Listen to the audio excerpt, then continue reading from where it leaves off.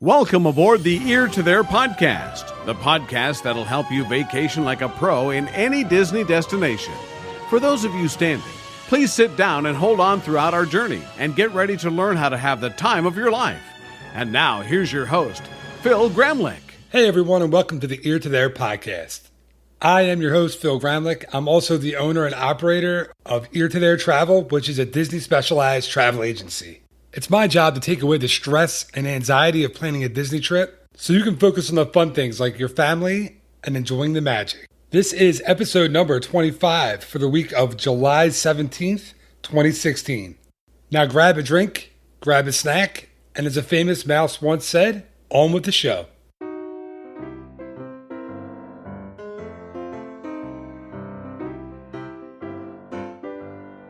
One of the questions I get most often about Walt Disney World isn't about the theme parks like Magic Kingdom or Epcot. It's not about the food, believe it or not. No, the question I get almost all the time is, where should I stay on a trip to Walt Disney World? That's why this week we're going to bring you the first of our resort roundups of the Walt Disney World Resort hotels. This episode will be the first of a series that'll give you the pros and possibly the cons of staying in certain hotels on Walt Disney World property. So to start off the series, I'm going to play favorites. So I'm going to go with my favorite moderate resort on Disney property, the Port Orleans Resort. Here to help me talk about the gems that are both Port Orleans Riverside and Port Orleans French Quarter is a man who has been a frequent guest on the show. He lives right across the street from Walt Disney World. He's an annual pass holder, and he is frequently hanging around the parks with his wife and his kids. A little known fact about him is he's the proud owner of a retractable fork from Restoration Hardware that allows him to steal bites of food from his family sitting all the way across the table from him. Mr. Johnny Shortsleeve, welcome back to the show. How did you know about that? Did I tell you that story? You did not tell me that story. I have spies that... oh, man. But I would like to hear a little bit about the retractable fork. Oh, I'm a lot about the retractable fork. That's a solid pull on the holidays, man. That livens up every Thanksgiving, man. You pull that sucker out, and whoever was within about a 7-foot radius of me is getting something stolen off their plate. So I've never seen something like that. Did you have to get that custom made? No, it was definitely an impulse buy, and yeah, it's amazing. Yeah, it did get it at Restoration Hardware. I'm totally blown away. Yeah, and I just keep that tucked away in the shirt pocket or in the sport coat pocket, whatever I'm wearing. Yeah, yes, I have taken it out to restaurants before, and I whip that sucker out and start going to town. Yeah, wow, good job, man. You did your homework. Yeah, I have to. I'm thinking I have to do something fun for the intros, and I thought, why, who else to go to but somebody in the short sleeve camp who knows has some facts. There's a mole. All right, I got to sniff this out here, see who's leaking all the good nuggets over there. It's the baby. It's definitely the baby. Yeah, oh, man, he's got loose lips, man. All right, well, thanks again for coming on and doing another one of these with me. I appreciate it. And there's this one, I think, you and I both, and we've talked about this before, both love this resort or these resorts. And there's a lot of, there's a ton of reasons why. It's both, Port Orleans French Quarter and Port Orleans Riverside have their own unique charms, and they're similar but completely different at the same time. I don't want to give it way too much of the intro here because I don't want to steal any of yours. But I think there's, tons of reasons to stay at either side of the resort. And, I love them all. So I want to give the listener a really good idea of why you should choose this resort for your next trip or your first Walt Disney World trip, for that matter. I guess we said I'm going to go first, right? Yeah, man. Laissez bon temps le rouler. Is that how you say it? Let the good times roll? Did I just botch it? I am not. I don't know any French at all. Oh, man. I know somebody's probably going to write in and say, you don't realize it was ultra offensive what he just said. It wasn't let the good times roll. It was the cat is outside with no milk. We can only hope it was that offense. Yeah, not something worse. You know what French I know is from Home Alone when they're packing Kevin's bags and Kevin McAllister. And his sister says, "You're what the French call les incompetents. And it's like, she's like, your mom's going to end up packing your bag. Anyway, that's what I know of French. But funny we were talking about French because my first reason or reasons to stay over at Port Orleans French Quarter are the beignets. Yeah. If you've ever been in New Orleans at all, you know what beignets are. And if you're not, I'm sure you have a good idea. They're little like fried almost, I guess they're kind of almost a donut, but they're even better than donuts. They top them with like this powdered sugar. They serve them like really warm, right out like in a bag. And I'm kind of almost drooling like Homer Simpson over here. Like, oh, beignets. You can get them for breakfast at the Sassagoula Floatworks. It's Floatworks, right? Yeah. Yep. For me, they're the closest thing to an actual New Orleans beignet I've ever had. So I know that's a super like specific one to start, but the beignets are, more than worth it for breakfast over there. Well, hey, I'm going to challenge you. That's not just a breakfast item, bro. That's like point. All day long. That's 3:00 in the afternoon. That's it's 9 at night. They're around because it's in case anyone hasn't seen them being made or hasn't had them. They basically have a whole little section over in their little food court area, which Sassagoula Floatworks, where they have a little station set up where you see them cutting off the dough and then deep frying the dough right there. So it's all made to order. So when you're getting either a 3-pack or a 6er of, cause I'm a man's man, I get a 6er. If anyone in my party wants to share, we have to get them their own order. Yeah. You have little dipping sauces too. You can get to there for a couple extra bucks. Now, what's interesting, I've heard people, I've had the quintessential, what most people will say in terms of beignets would be Café du Monde in New Orleans, or NOLA, or whatever people are calling it these days. And NOLA is the new thing to call them, New Orleans, but they're a little different in style. Like there's a little more dough on the inside of the Café du Monde version. These are a little lighter, which I actually like. I like it. I don't want to feel like I'm gonna, pass out from having, my 6er of beignets. But no, and it's nice because, like you said, they're hot. And what happened when they put a ton of powdered sugar on it, but it kind of melts, which I don't know how to explain. I never have seen it work like that, but it kind of melts on the surface with the oil, kind of soaks it in, and it's not a glaze. It doesn't turn into a glaze, but it's a really interesting texture, and it's light, it's airy, and it's incredibly satisfying for a snack. Yeah, I've been to the cafe. Now I'm gonna get the name wrong. Du Monde in like Le Fin du Monde. That's right, yeah. Oh, you're thinking of beer, man. I'm already on to the beer. Yeah. Yes, we'll talk about that later. But beer and beignets. I've been there in New Orleans. A friend of mine went to law school in New Orleans, so I got to spend some time down there with him. He actually got out of there, and he's a pretty successful lawyer now. Good for him. He made it out. It's like he made it out of prison. He made it out of New Orleans. That's a tough town to leave when you get in there. But anyway, yeah, the beignets are awesome for any time of the day. Dessert, breakfast. I only say breakfast because I think that's the only time I've had them, but they are perfect for any time. Well, I'm laughing so hard when you mentioned La Fin. I don't know how you pronounce the beer. Like La Fin du Monde. Is that how you? That's how I said it. And then when I remember the last time I was in, not this past time actually, when I was down for the Star Wars half marathon, I celebrated after the race. Being the Run Disney nerd that I am, I had my race shirt on and my medal. And my first stop, once I got to Epcot, was the beer cart in Canada that has Le Fin du Monde. And that's how I said it. I said, "Can I have a Le Fin du Monde?" And the girl behind the counter, the cast member, said it completely differently than I said it. Like she had this cool French accent. And I think I put it on a different podcast where I had the Google Translator do it. Because she said it like, La Fin du Monde. And I was like, that's not at all how I said it. Like, not even close. You didn't say, "Oh, I was close." But no, I'm laughing because I've got a friend down here who was just telling me this weekend about how she would go to the Port Orleans and just hang out. And when the security guard at the gate would ask her if she's checking in, she'd say, "No, we're here for beer and beignets." Nice. I was thinking, that's not a bad combo, actually. Why not, man? That's a good way to do it. Yeah, it's fried. I mean, it's kind of like, you think about like beer and fried food goes really well. Fried chicken? Yeah. Fried chicken, donuts, and beer? Can't beat that. Oh, God bless America. All right, man. So we're over to you for your first one.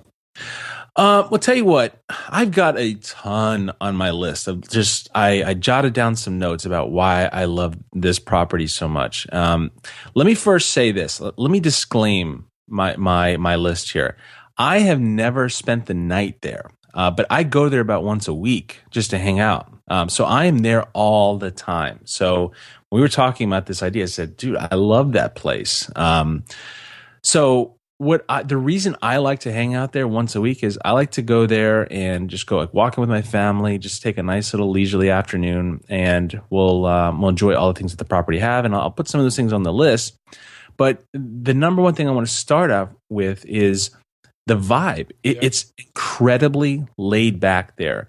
I think part of it might be because it is a huge footprint that the property sits on. So the buildings, where the guest rooms are, they're very spread out, and in some sections it's very spread out. Others it's a little tighter knit.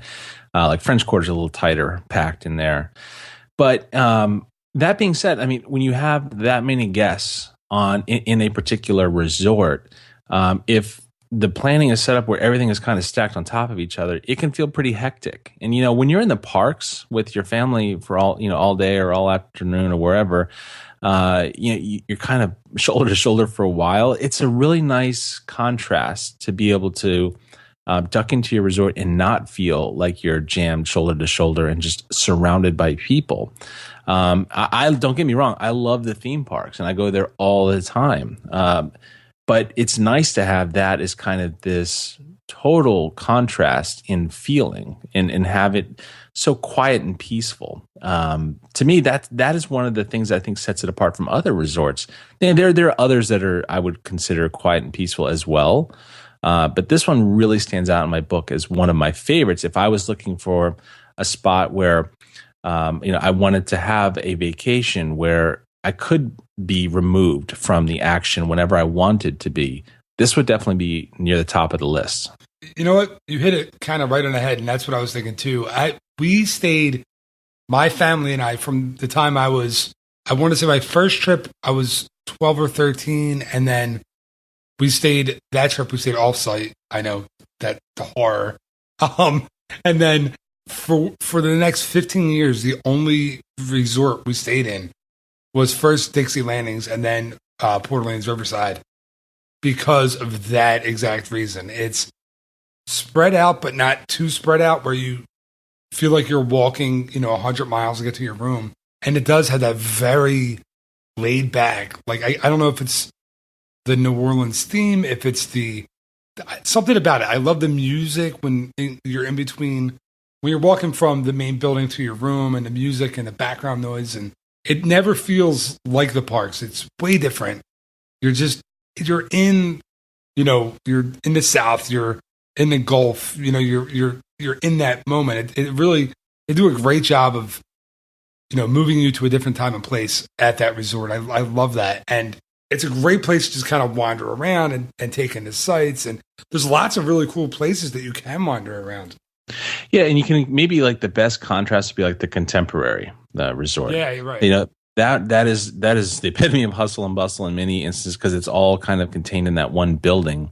And so you had the monorail buzzing in and out on both lines. You have Chef Mickey's, which is always kind of a loud restaurant that's right in the lobby, which you can hear all that. Well, the doors are well insulated in there, but still, you're constantly just fighting for elevators. I'm not trashing the contemporary. It's a cool property, but this is the exact opposite, in my opinion. In that it's easy for you to stroll around and not be overwhelmed by the number of people who are around, and everyone who's just kind of taking their time walking around, because even though you're just a short bus ride or a water taxi ride away from the main attractions at Disney World, you do feel like you're far away from everything. You feel like you're miles away. You're right. It's the theme. It's just really well done. I love that feeling that resort has.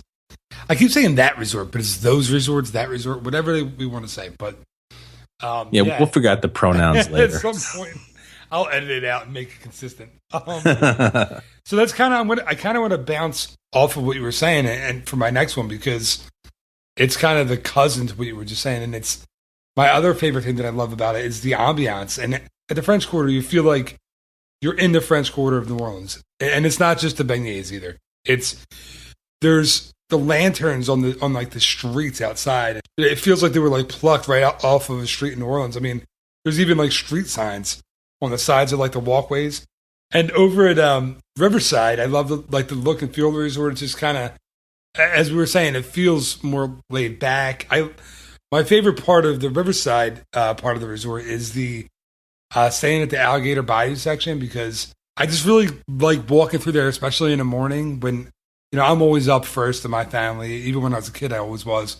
And I like getting up early, and I walk over to the Riverside Mill to get my cup of coffee, and that background noise that's you're walking through the trees of the Alligator Bayou section, and the background music is playing. It's just something about that to me, that just feeling of that resort. I know it sounds weird. I can't really explain it.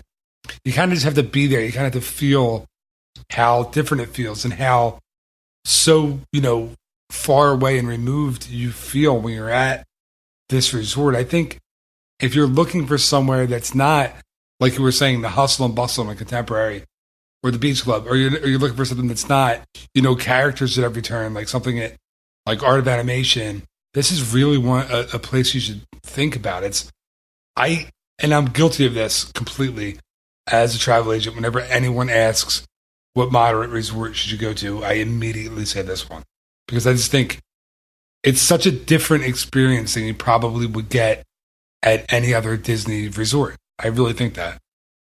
Well, that's a really interesting point, and I agree with you 100%. Because when I take my family there to walk, usually we go there in late out, after dinner, so late afternoon, early evening, and just walk the entire span of the property. It's a really beautiful walk, and because like you said, you got French Quarter is French Quarter. It's very New Orleans esque architecture and the way it's laid out. The street names are cool. The lanterns, I agree 100%. Like one of the street names is Rue, like road, I guess is Rue, and De Bega, like Rue de Bega. Like it's just, there's some tongue in cheek stuff that kind of that's snuck in there. Then as you make your way to Riverside, so they have like the two different sections, like the Magnolia Bend, kind of like the old stately mansion. Right. The buildings are kind of the architecture. Alligator Bayou looks something maybe a little more rustic in terms of the architecture and the decor of the buildings. But what's interesting, and this is one of the things that people never understand how we'll go there walking at night, and everyone says, "Oh, don't you get killed by the bugs?" It's the Disney thing, man. They're in. I don't know all of the details, but they do some crazy stuff to make sure that there aren't mosquitoes and all kinds of nasty bugs that are just tearing you up.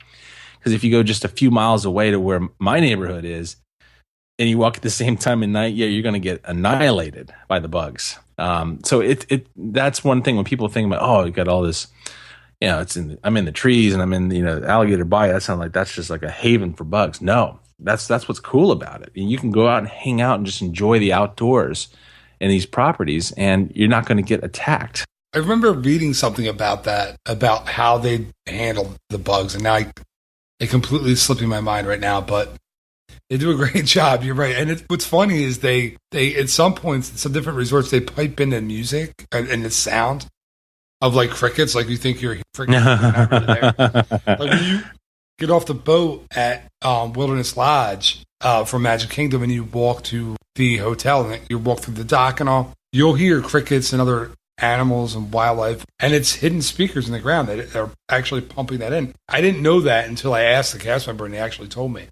So that's kind of cool. And I don't know how they do the bug thing, but they also do it with birds, and they do a really good job in different places controlling that kind of thing. I like to get that hidden speaker set up at my house so that when all the door-to-door salesmen come up, there's like tripping a little infrared beam that triggers it, and it's like the sound of a rattlesnake. Like I wouldn't have any more people knocking on my door in the afternoon trying to sell me stuff. Well, did you ever see the movie Tomorrowland with George Clooney?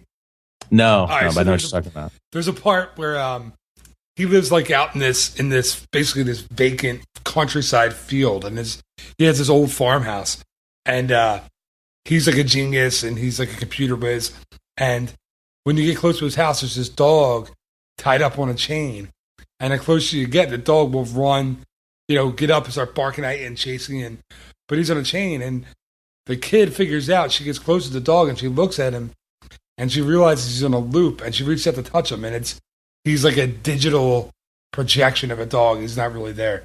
So he's a hologram, yeah, like Tupac was a hologram at Coachella. Yes, he is the Tupac dog on Tomorrowland. Yeah, that's true. That's next level. Forget the infrared beam and the fake rattlesnake sound. Just get the hologram of Tupac on your front porch. Have him dancing and singing. No one's gonna. That'd be awesome. Yeah, or you'll have a whole lawn full of people waiting there for Tupac. Yeah, that'd be kind of interesting. All right, that's on. Dear Santa, I've been a good boy this year. Please bring me the Tupac hologram. All right, so I think I forget. Was it my turn? Was it your turn? I think it's my turn now. Here's my second one. I'm hoping my second one is going to dovetail really nicely into your next one here. Okay. I really enjoy Scat Cat's Lounge in the French Quarter. So, obviously, in case you're not familiar, we've been talking, the property is kind of divided into two. The French Quarter is one side, Riverside's the other. French Quarter has its own little main building, and within there is the lounge that's attached next to the Sassagoula Flowworks, the area that's kind of like the food court area, the main dining area of that side of the property. But the lounge is cool because most nights of the week they'll usually have live music playing there. And if you're a hardcore Disney person, you would probably recognize a couple of the guys who are playing there on a regular basis now. We're talking in June of 2016. A couple of the guys who play there regularly, Jason Thomas and Billy Varnes, they are formerly members of Off Kilter, which was a hugely popular band that used to play in Epcot over in the Canada Pavilion. So if you are one of those people who says, "Man, I really miss Off Kilter," there's a good way to catch a couple of guys. They're not doing like the same kind of music that they did with Off Kilter. There's some similarities. I was just there a few nights ago, just walking through and happened to see them playing and stopped in and watched a little bit of their set.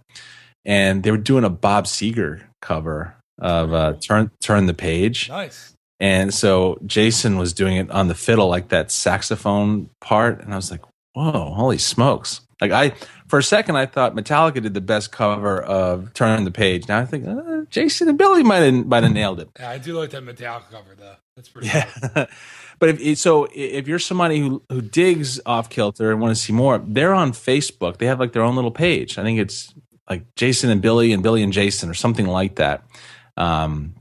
Maybe you can put a link to it in your notes or something like that. But it's fun. I've talked about this before in the podcast with you, Phil. I'm a huge fan of live music, and I love giving my family a chance to come and hang out. And a lot of locals know these dudes and like to come and hang out. So they have a really nice little crowd, great vibe, and there's some great drinks that you can get. There's little small bites you can get too from the lounge menu. So way cool place to hang out if you're there.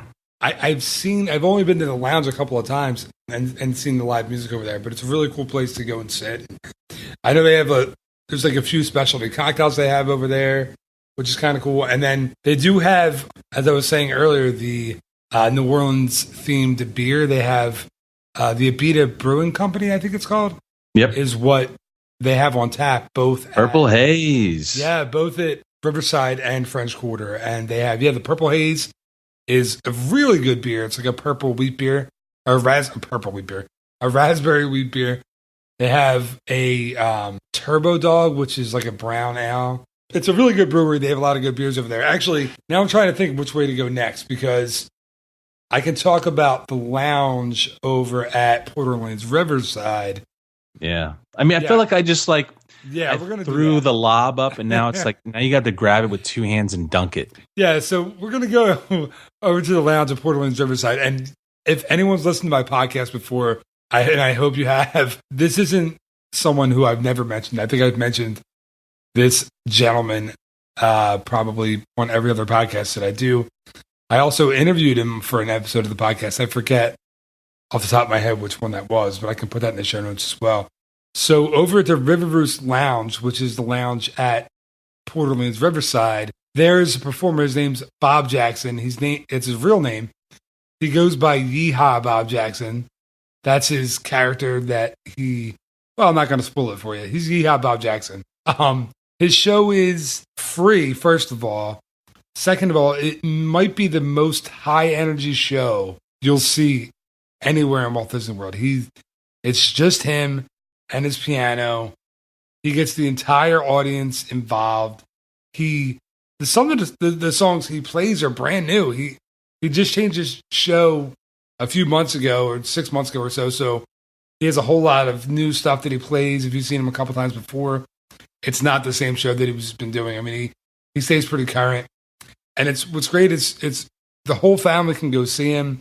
I can't say enough about how much fun you're going to have at that show. You're going to get up. You're not going to sit down the entire time. He's going to make you do ridiculous things. And when he does, he'll tell you, what do you think? You'll never see these people again the rest of your life, which I think is awesome. And it's a great show. And I've seen him countless times. He's a great guy. The show was awesome. Yeah, and he explained on your podcast how he makes the piano move. And I don't want to, I guess, give away too much. But when I heard him explain, I was like, that's how you do it? Like, I haven't sat there close enough to really pay attention, but I've seen him do it, and I think that's the coolest trick I've ever seen. Just it's impressive that he does what he does, and he can play and sing. He's a super talented dude. So it's a fantastic show. And I think maybe one thing, I'm sure you mentioned it in case you didn't.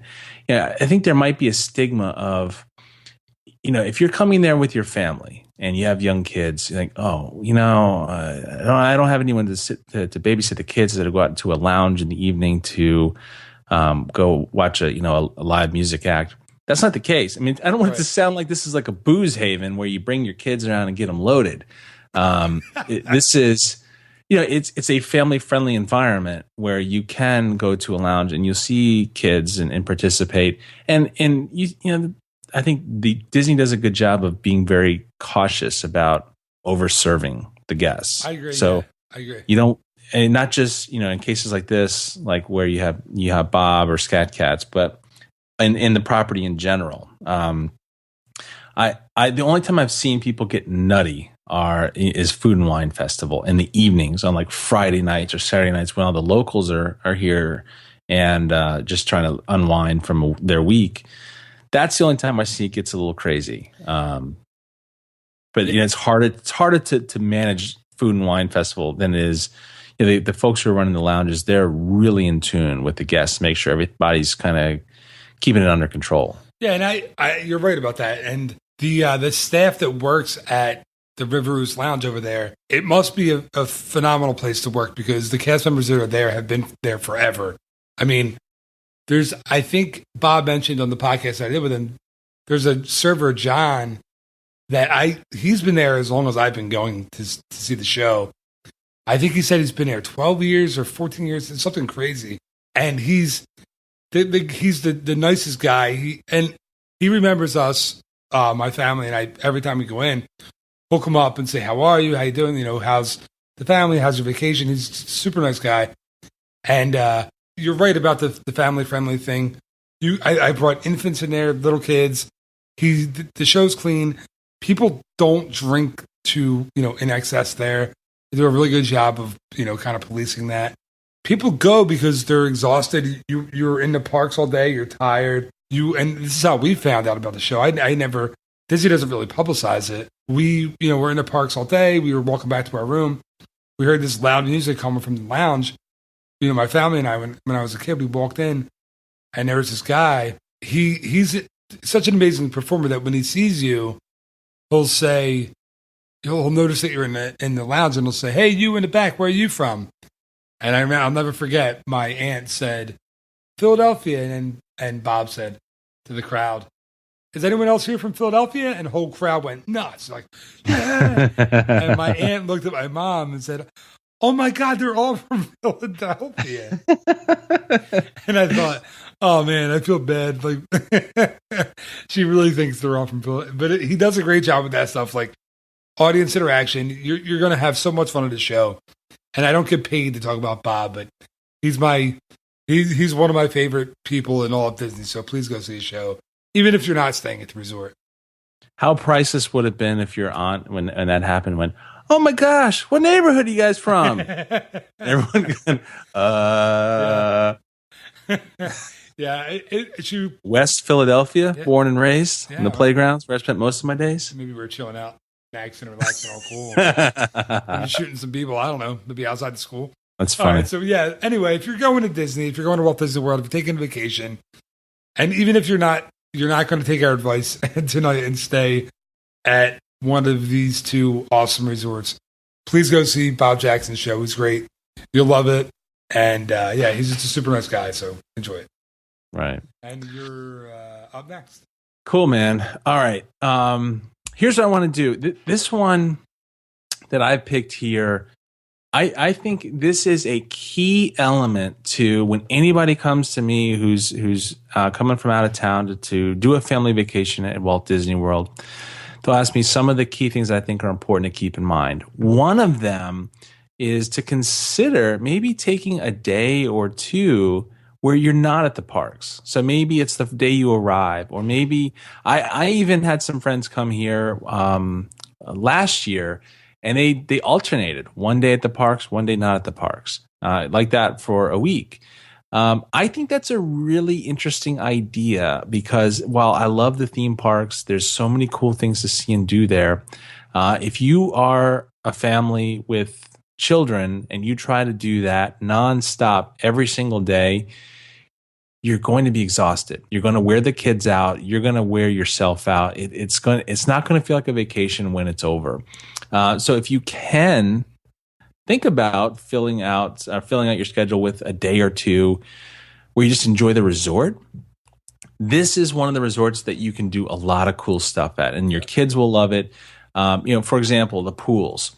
The pools, I lost count of how many pools they have between the two sides. I know there's just one on the French Quarter side, the one big one, but then there's like 5 or 6. Like there's one big one on the Riverside side, and then there's... You're right. I don't know how many there are, but it feels like there's a lot. I thought it was 4 smaller ones and 1 big one, but you might be right. There might be 5. Yeah. So there's a lot of pools. But for example, now what's interesting is on the French Quarter side, they just opened a splash park over for the kids. And this is a new trend I'm seeing at a lot of the resorts now at Walt Disney World, having these little areas set up for the younger kids. I think the height restriction is like 48 inches or something like that. So 4 feet and under,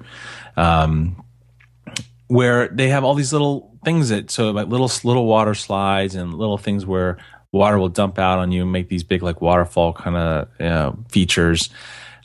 Just opened up like a month or two ago, and it's really cool. And what they've done is really kind of brilliant, and they're doing this for safety in the resorts now. But it also keeps the riffraff like me out, where they require you to use your magic band to get into the gates for the pools. Right. So it's good for safety, keeping people out and keep people in too, the kids from running away. But so there's the pools, but there's other things too. So you can rent bikes there on the Riverside side. They also have those Surrey bikes in addition to the regular bikes. There's like the 4-seater jobs, which, by the way, a little word of warning. I think the ones at Port Orleans are like this too. They only have 1 gear. So if you're hitting like a hilly spot, you better be sharing that thing with somebody who can get you some speed or who's got some good strong thunder thighs that can pump those legs. and get you up the hills. Because without the gears, man, you're kind of really huffing and puffing it. How many dads have you seen pushing those things up those hills? You see it all the time. Yeah, exactly. So there's that, the pools, there's the bikes, there's fishing excursions off on the Riverside side.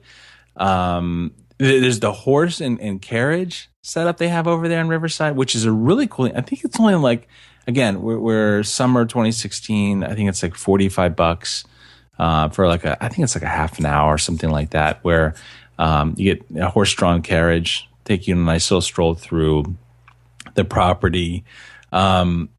One neat thing too that they do every night is they have 2 separate locations, one at French Quarter and one at Riverside. And depending on the time of the year, they might have both of them going simultaneously. Other times, if it's slower, just one at a time, where they'll have some campfires and you can roast marshmallows. And afterwards, they set up a big screen and they'll show a Disney film, and it's all free. I mean, I could take my family over there and watch a film if I wanted to.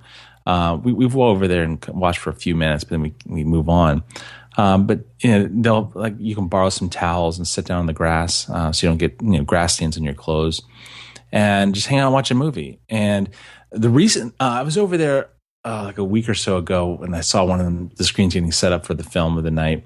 And they had like these big cases of Pop Secret popcorn that they were handing out, because Pop Secret's trying to infiltrate the whole popcorn game at Disney. So it's fun though. You're outside, and again, like there's no bugs, or very, very, very few bugs that you will encounter over there. So you can hang out under the stars and watch a film with your family. It's like almost like a drive-in kind of experience.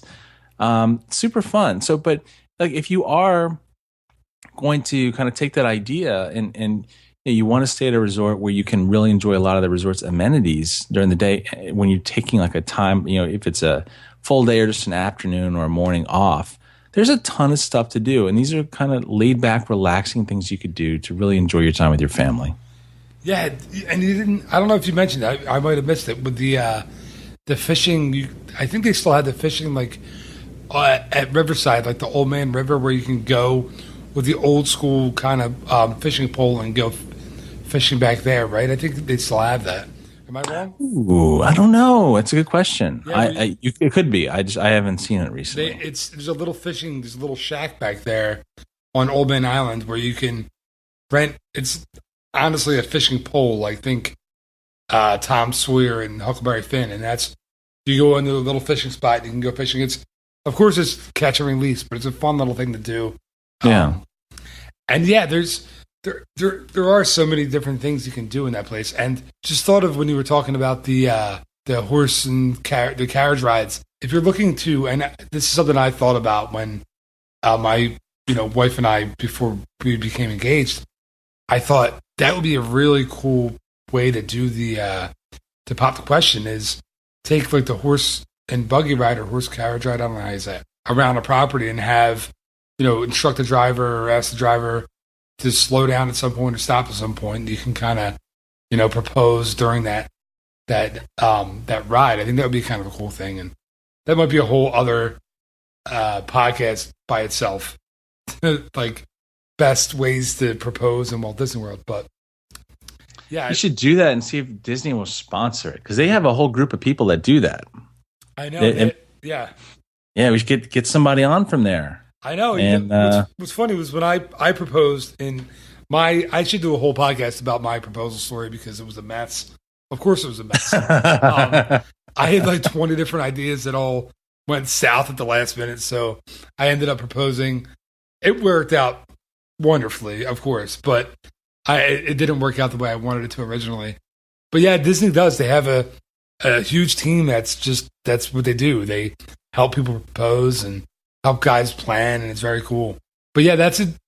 You're right. If you're going to take a day off, if you're not going to go to the parks one day, they're great resorts. Both of them are great places to do it. There's really a ton to do, and that's going to actually kind of segue a little bit into my next one, because I was going to mention, we mentioned the Sassagoula Floatworks earlier. The other restaurants that are on property, they're on the Port Orleans Riverside side, are the Riverside Mill and Boat Rights. And both of those are excellent dining experiences, I think.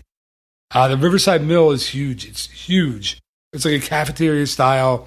There's all different kinds of little counters where you can go get whatever you'd like to eat. It's very, very quick. It's like counter service restaurant. But my family and I, we go there for breakfast. Whenever we stay at that resort, we have breakfast there pretty much every single day. And if you get the dining plan and you have a refillable mug, you can sit and drink coffee and soda there all day if you want to. I mean, you could just, if you're a big coffee fan, you don't want to go to the parks, just sit and have your coffee. It'll be great.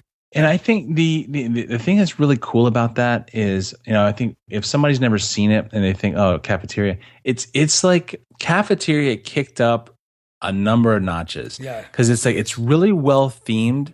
It's like you're inside of a mill, basically. And there's all these like gears are turning, and the paddle wheel on the outside is spinning, and there's water being moved.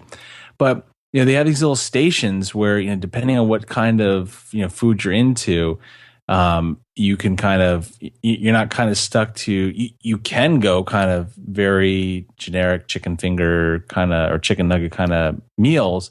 But there's something, if you're a little more adventurous or if you want to eat a little more healthy, you just kind of go to different stations. And it's funny because it's that way at Sassagoula Floatworks also, but there it's a little more, Louisiana flavored, like, the gumbo and that kind of stuff. Whereas Riverside, right. it's more traditional kind of fare. Dude, you said healthy. Who's going to eat healthy on vacation? It's it's kind of like to show off. When Facebook is like your highlight reel. Right. You want to show, hey, I'm eating healthy at Disney, eating a salad. I do it too, and then I'm like, oh man, that's funny. I've gotten in trouble, like, for my family when I order a salad. I get a Caesar salad somewhere at Disney. I'm like, it's Caesar. It's not that good for you. But so then there's the Riverside Mill is very cool. And I didn't mention, you're right, the gears that are going overhead and the water wheel outside is very cool. And a great photo opportunity, by the way, if you want to go out there and take a picture. The other restaurant is Boat Rights, which is kind of right next door to, it's in the middle of the River Roost Lounge and the Riverside Mill. And that's their full service, table service restaurant. And that's a New Orleans style inspired menu as well. So you're looking at things like jambalaya and like crawfish bites, catfish. They also have a turbo dog barbecue ribs entree, which I haven't tried. I saw it on the menu last time. Turbo dog was one of the Abita beers. And I really wanted to try it, but I went with the jambalaya instead because I'm kind of a creature of habit and I had it before. But I'm curious because I'm sure those ribs are pretty awesome. But I haven't tried those, but what's interesting about that restaurant is I think you probably talked about this before in the podcast. There's a great level of importance for being an advanced planner when you're going to Walt Disney World, and which is amazing. For the service that you're providing with your clients, with helping them with a lot of those reservations for a pretty reasonable rate. I mean, was it 100 an hour you do that for? 125 an hour? I can't remember what the late. We dropped it down from 175 an hour. Oh, 175. Shoot. Yeah, we had to drop it down to 0 per hour. Whoa! It was a big drop. Whoa! Woo! Sorry. You say 0? You do that for free? That's true. Yeah. It's a free service. I know it's hard to believe, but it is. Wow. Oh, geez. But hold on. I lost my train of thought there. But yeah. It's one that it's kind of off the radar for a lot of people because it's not in a theme park, right? Which it's obviously so easy to want to gravitate toward those kind of table service restaurants, but the ones at the hotels like Boat Rights, if you can't get into one of the highly coveted restaurants like Be Our Guest, that's a great option. And it's not that hard to get there, from an easy bus ride from one of the parks, and it's worth it if you're not staying on property. Right, or a boat ride from Disney Springs too, which is really easy. And that's another thing that I didn't even mention, and I hope I'm not stealing one of yours, but that's a great thing too. If you're at Disney Springs for the night, and if you want to go to see Yeehaw Bob Jackson, or you want to go try, Boat Rights out, you can jump on a boat there from Disney Springs. It's like 8 or 10 minute ride. over to Port Orleans Riverside. It's a really nice way to kind of get over there and see the resort. But yeah, I mean, when I stayed at Saratoga Springs recently, we just kind of walked through Disney Springs, jumped on the boat there, and took it over to Port Orleans Riverside just to eat because it's easy. It's such an easy trip, and yeah, it's a really nice place to go. Boat rides I like a lot. I like that stuff, like the New Orleans style, the spicy, the crawfish, the jambalaya, the gumbo. I'm a big fan of that stuff. So if you like that, that's a really, really good option for you to try out. Yeah. And, you know, if the boat thing or the bus thing, you know, if you're pressed for time or whatever, Uber has infiltrated Walt Disney World. I love it. It's the first time I ever did it was when I was there recently and I was sick and I had to go to Centricare and I downloaded the Uber app and the guy picked me up in like 5 minutes. It's outrageously cool. How'd you like to be the Uber driver that picked you up? Hey, where are you going? Central Care. What's wrong? Strep throat. I told him.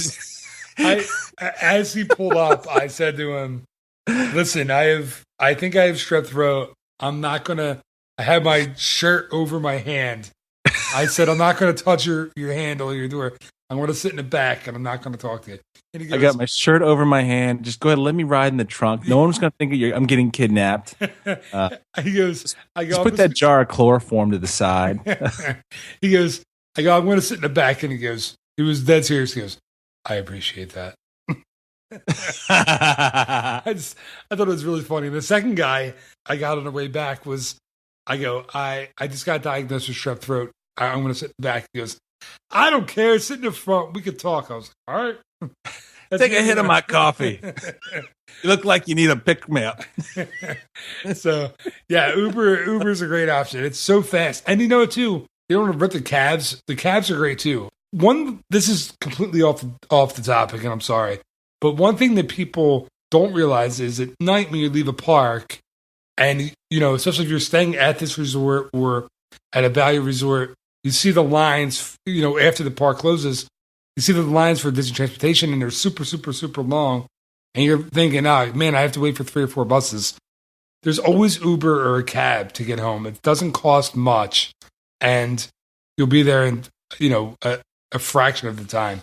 It's something that I tell all my clients, like, just think about it. Budgeting just a little bit more money to take cabs when you absolutely have to. It's a really good, you know, it's a good idea when you're staying until after the park closes, after the fireworks, after Wishes or the parades or anything.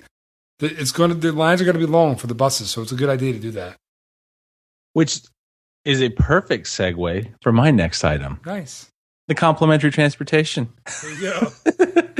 So, and I'm dead serious about it. I agree with you 100% because I've done that before when I was staying at a resort hotel. I needed to go to another one for dinner. Time was short. Didn't have time to, you know, make the transition from a theme park and then go there. So we just, you know, grab a cab. This is pre-Uber.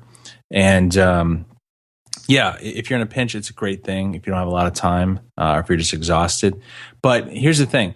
I was talking to a friend of mine recently who's coming into town and saying, hey, I can stay at this resort hotel. It's not on Disney property, and it's X number of dollars cheaper than if I were to stay on this property, which is on Disney. They look about the same. What's the difference? Or why is it more expensive? There's a lot of stuff that gets baked into the cost that makes it worth it, and then worth it quite a bit more in terms of, you know, if you compare, I've stayed off-site before, off of Walt Disney World property. It's just a hotel room, and maybe you're cool with that. You just want a bed to lay your head. That's cool. But the difference, though, is you can tell tremendously. Number one, it's, you know, the quality of the room. The quality of the rooms are fantastic. There's a level of customer service that you get from the Disney cast members that you don't get off-site in many, many, many cases. There's the extra magic hours that you get as a resort guest, where you can get into the, you know, every day there's a park that either opens a little bit early or stays open a little bit later. That's only for the resort guests. They kick riffraff like me out, who are just there with a straight up annual pass. But then the bigger thing is the complimentary transportation, you know, from your resort hotel to the parks or to Disney Springs, which if you're traveling on a budget and you think, all right, well, I have to bake in part of it for the rental car. A rental car in Orlando is not cheap. If you're going to get a minivan for your kids, you and your kids, depending on how long you're staying, that could be $1,000. If you're there for a week, sometimes, depending if you get all the insurance and all that kind of stuff. That's a big chunk of your budget right there. Whereas, if you just said, you know what, I'm going to stay on property, I can be closer to everything.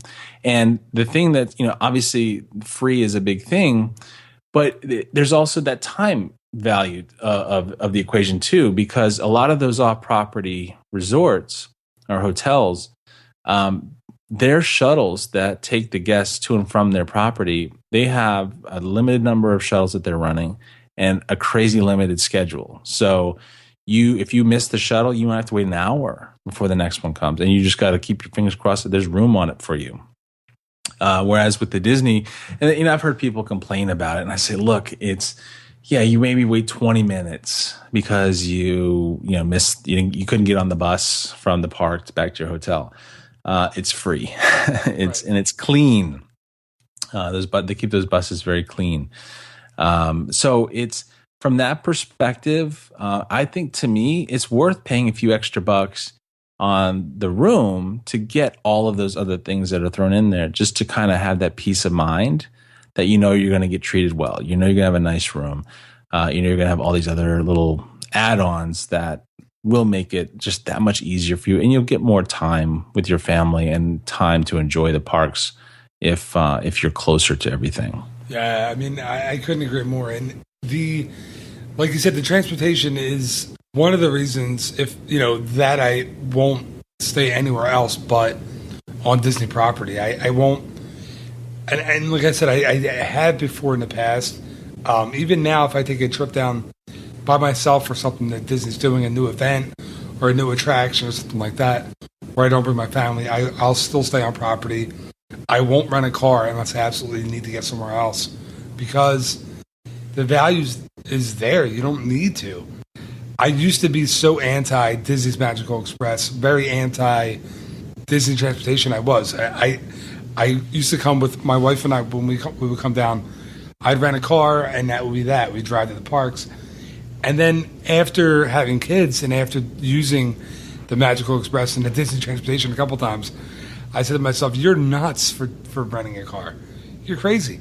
You don't have to worry about anything. It's so nice to be if you're at the park and you're tired, or you don't, even if you have a drink, or you can have, or a couple, and you don't have to worry about getting yourself back to your resort. It's really, really nice to have that transportation. And you're right, it's not always instant. Like, you're not going to walk to the bus stop and the bus will be there and take you right back. You will have to wait a little bit. And you're right, I see people complaining online a lot about how long that'll take them to get back to the resort. But like you said, it's free. It's not that long when you really compare it to what it would take you if you called a cab, got the cab come and get you, all that kind of stuff. And plus, again, it's free. You're going to sit on the bus, you're going to just enjoy yourself, and then you're there. Well, and let me play devil's advocate on the Uber thing for a second. Because say you're there with your family, you say, I'm just going to Uber it everywhere I go. How do you know you're not hopping into somebody's Uber ride that just dropped off somebody at the healthcare facility because they have strep throat? Is they're hacking and yakking all in the car, and your kids are going to be breathing in all that tubercular. But the other thing too is, no disrespect. I love this town. I love Orlando.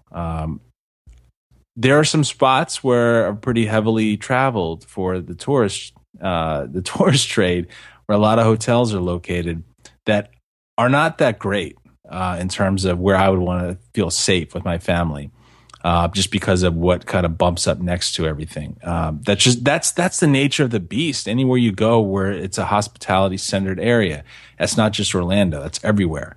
But Disney does a really nice job of insulating that element and insulating you away from that element, because its own little contained city essentially. So You're not on high alert every time you're traveling out of your car into the hotel, like you would be in some other spots around Orlando. Again, I love Orlando, but that's just something to consider, with respect to peace of mind. Yeah, everywhere has its shady citizens, and you kind of feel pretty good about where you are when you're staying on Disney property. Yeah. So, all right. So I'm going to kind of, I don't know if this is a good segue or not, but this is the last one that I have on my list, and I know you have a couple more, so I'd love to hear your last few or last couple. But my big selling point here for, especially for families and families with young girls, is the royal guest rooms at the Port Orleans Riverside. If you're your daughter or your son or whatever wants that whole royal treatment and you don't want to shell out what it would cost to stay in the Cinderella Castle Suite, which I don't think you can even spend money to stay there anymore. I think you have to donate to Disney or do something charitable or something. Or you have to be Katy Perry. Yeah, Katy Perry or Justin Bieber. Tom Cruise was there. But if you don't want to go through what it takes to become a Grammy Award-winning singer or something like that. Who's got time for that nonsense? You're probably in your 30s. You've listened to the show. You don't have time for that. Got a little fish belly. I mean, you can't. It's too far gone. All right. So the royal guest rooms at Riverside are really awesome. Basically, the story here is that Princess Tiana from The Princess and the Frog, I guess she owns these rooms, or these are her rooms, and they're all decked out and with all kinds of princessy additions, including royal linens and curtains, and there's a magic carpet from Aladdin on the floor of these rooms. There's very ornate fixtures throughout the rooms, and there's a headboard on the beds that has fiber optic lights and has fireworks displays and everything. It's a very different experience than staying in any other Port Orleans resort room, and it's for girls who want that princess experience. I think it kind of takes that whole room stay up a notch.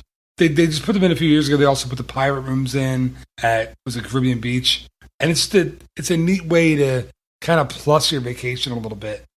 I got to take a tour of one of those rooms right when they finished them. This was, I guess, 2012 or so. So almost 3.5 years ago or so.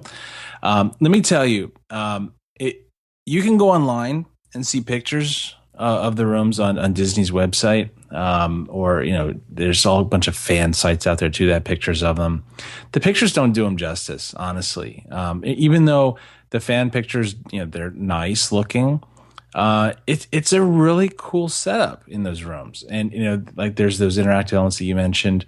But there's a lot of little touches in there that you have to kind of really pay attention to. I had somebody give me a tour, kind of show me this is all the little details of the room. I was thinking, holy smokes, man, it's almost like a scavenger hunt. All the little things they did, it's really impressive.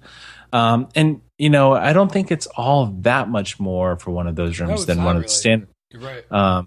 And I know there's not that many of them, so they can be hard to come by. That's why it would be good to know somebody like Phil who could probably hook you up with that if you really wanted it.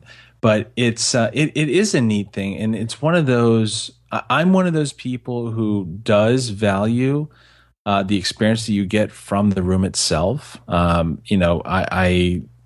understand that there is a time and place for a bed to rest your head kind of place, but not when you're with your family and your kids. So you want to have a little fun, and this is definitely a really cool pick for the list. It's something to check out. Yeah, thanks. And yeah, you're right. They are hard to get. One thing you can do is, and I recommend this if you really, really, really want one of these rooms, you can book a room-only reservation 499 days out from your trip, which is, to me, an astounding number. But it's way before any of the packages are released, before any of the discounts are released. But you can reserve one of those princess rooms 499 days out by calling your, authorized Disney travel agent. And then once the packages are released, you can add your dining, you can add your tickets. And then once the discounts are released, hopefully if your reservation is eligible for that promotion, we can go ahead and apply that promotion to your reservation, which will ultimately end up saving you even more money in the long run. So if I'm somebody who says, you know what, I really want to have this experience for my family, there's this 499 day out rule where I can get the room only locked in. And then if something comes up, a discount down the road, it can be retroactively applied. How the heck do I do that, man? What website do I go to lock that down? So the interesting thing is you can't go to a website to lock it down. What you have to do is book through an authorized Disney vacation planner. I luckily know one of those guys. Yeah, if you book through a authorized Disney travel planner, they can help you do that. And it's really cool because, eventually you save yourself a lot of money in the long run. Yeah, man. So I'm thinking, is it DisneyAuthorizedPlanner.com or is it, goodness, I'm at a loss for where I would even go. Is it?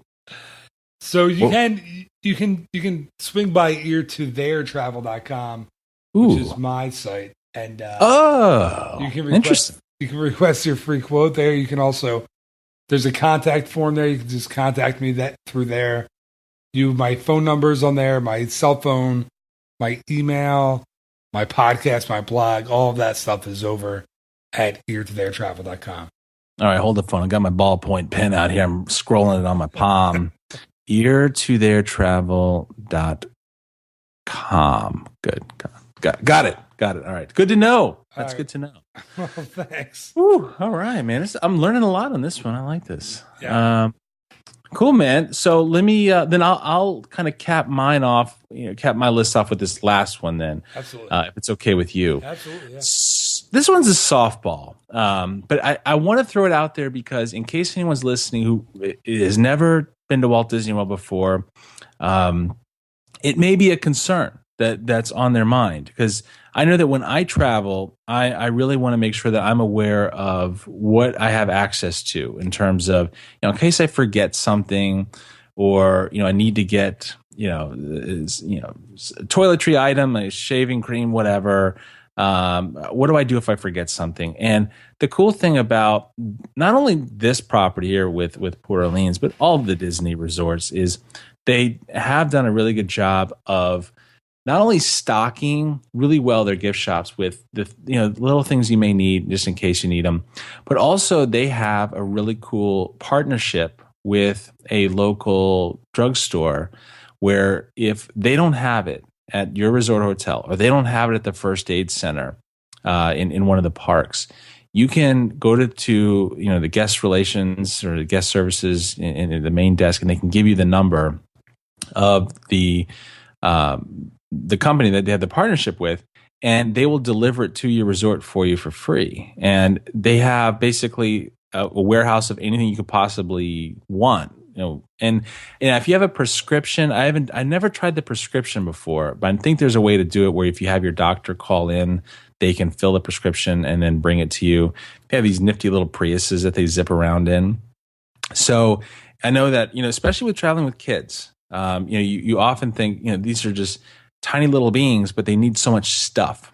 and you pack your suitcase full of so many things, that can be a very daunting, or a very scary thing for a parent who's never done a vacation like this before with their kids and wondering, what happens if, I take Disney's Magical Express from the airport and I'm taking all the Disney transportation. I don't have access to my own car. I don't want to go in an Uber because I don't know if the person in the Uber before me had strep throat.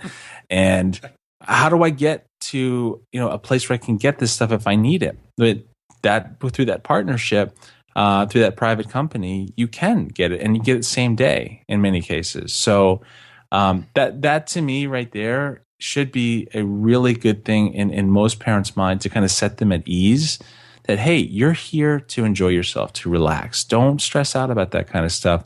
They've already thought about it. They're going to take care of you. Dude, that's a great last one because I'm one of those parents that freaks out when I'm packing because I've had, we have little kids and I'm always wondering like, how can I cram, this medicine into the bag and what can I, they're going to want this, they're going to want that. And I need this. And you're right. It is nice to have that partnership there. I am one of those people, as you know, we talked about this before, that gets sick on almost every vacation. In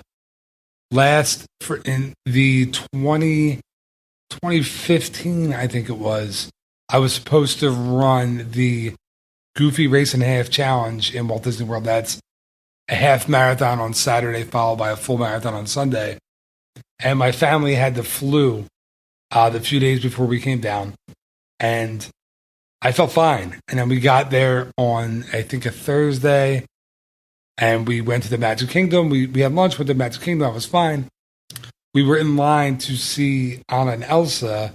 And all of a sudden, I felt so dizzy and sick that I felt like I was going to pass out.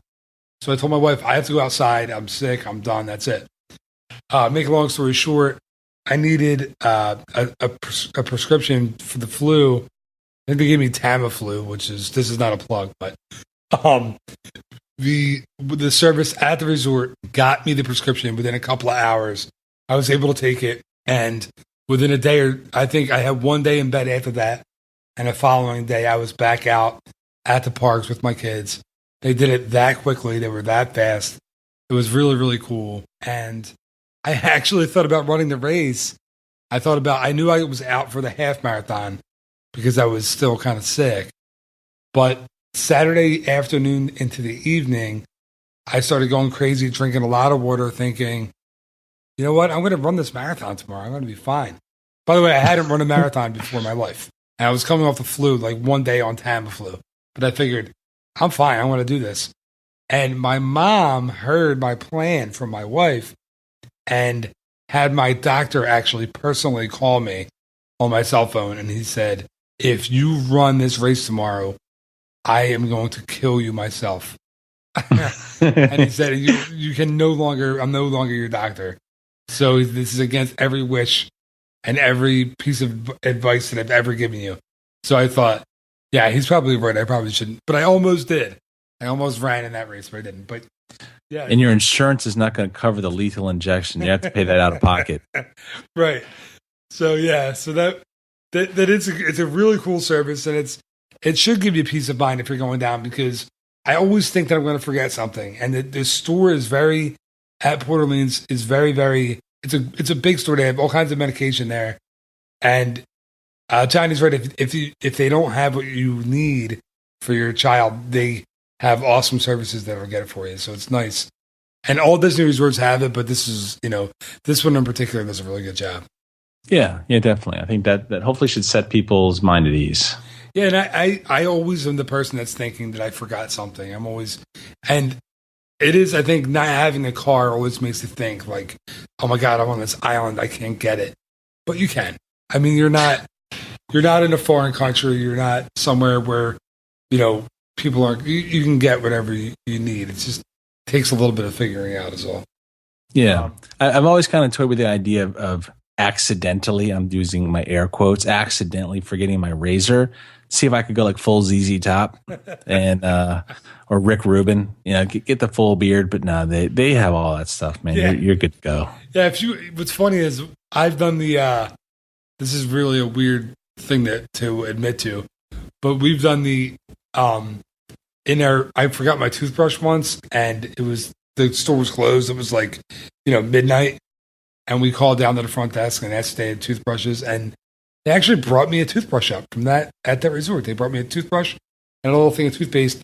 And I tried to pay for it, and they I don't know if this is standard practice, but they wouldn't let me pay for it. So I just tipped the bellman that brought it up for me. So that was really cool that they did that. Wait, so the bellman brought up, not one of the housekeepers, like pulled it out of a cup, like right next to the toilet bowl cleaner? No, it was it was a bellman on a little golf cart. but it was nice. Yeah, you can have this one. It has like with a Sharpie, says third floor like on it. No, it was really nice of them. So anyway, all right, man. Well, thank you again for doing the list with me, and I hope we gave people a reason or many reasons to want to stay at these resorts, because they are really great resorts and just a lot of fun, a lot of stuff to do. So thanks again for stopping by and giving me your time as always. Yeah, man, absolutely. Throw yourself a little plug, man. Be nice to yourself. Yeah, it's just swing by eartotheretravel.com. All that stuff that I was saying is over there. My podcast, the blog, the request a quote, all of that stuff is all there. And if you want to use my services, it's free. Everything is free. And I swear I will be very nice and not try to convince you to stay anywhere expensive. You can stay wherever you'd like on Disney property. I promise. And wait. So, wait. I thought you said your middle name was Upsell. That's not it. You know what's funny is, that's the last thing I want to do. And my main goal is to help you have the best trip possible. But I also don't want you to spend an arm and a leg doing it. I see. I don't want to. I'm not going to badmouth anyone because I think it's ridiculous. But if your main, like we're talking about Port Orleans Riverside on this episode, Port Orleans French Quarter, and they really are fantastic resort experiences. But if you're not worried about that, if you want to just stay somewhere where you're going to fall asleep in a bed because you're exhausted at the end of the night, get up, take a shower, and go at 7:00 in the morning. Maybe it's not for you. Maybe you want to stay at one of the value resorts. You want to stay at one of the all-star resorts or Pop Century or Art of Animation, which is a little bit of a higher cost than the other value resorts. But I'm not going to talk you into. I just feel like it's silly. I want you to have a great trip. I'm not going to talk you into staying at a resort if it's something that you don't want. If you want to sleep somewhere and that's all, then the All Stars are perfect. But if you want a little bit more, if you want that, the experience that we've been talking about for the last hour plus on this podcast, then Port Orleans are fantastic resorts for you. And that's exactly why. And I was kind of obviously joking, but that's the reason why when my friends tell me they're looking to come down here, I always drop your name, because you are one of the few people who do understand that in doing the service that you do, you're doing it because you want to make people enjoy Walt Disney World the way you do. And it's not about a business. It's not about how big can you ring up this bill. That's to me, that's very admirable. It's cool. You don't see that often these days anymore.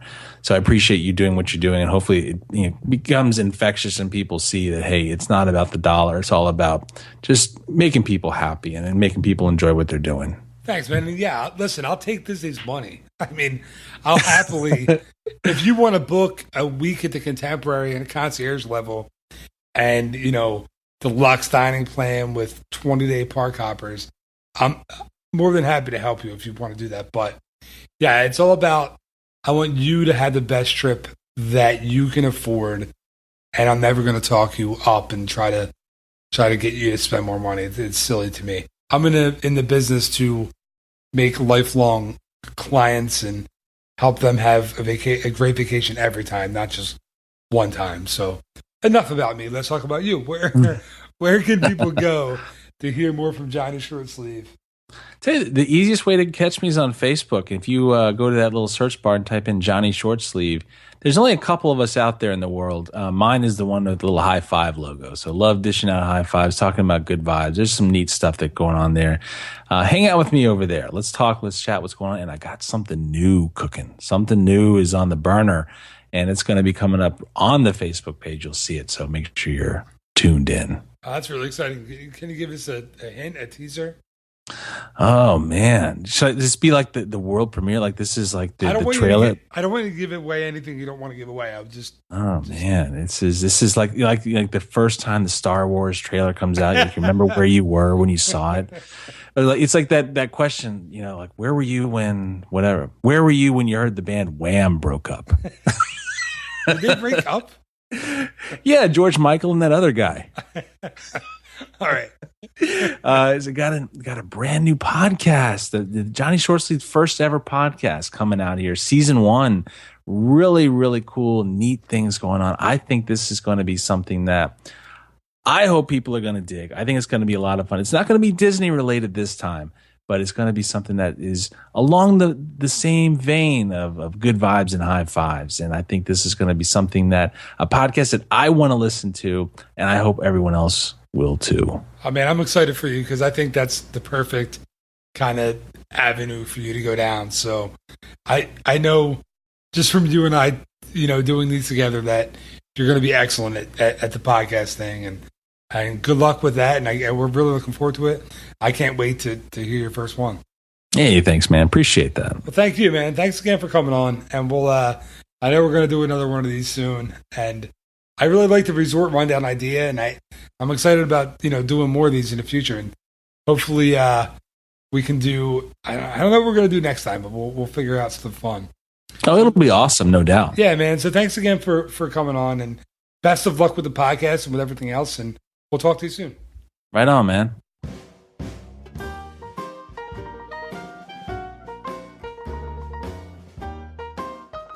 That's going to close out this week's episode of the Ear to There podcast. Thank you again to my guest, Johnny Shortsleeve, and his retractable fork.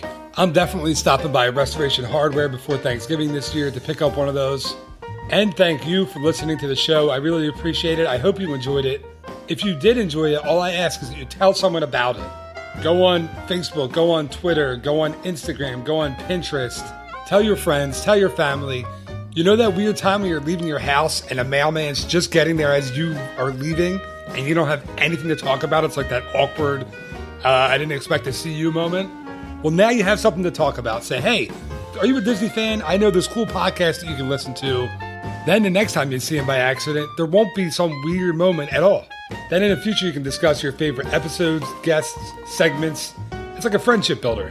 I'm all about bringing people together by eliminating awkward silences.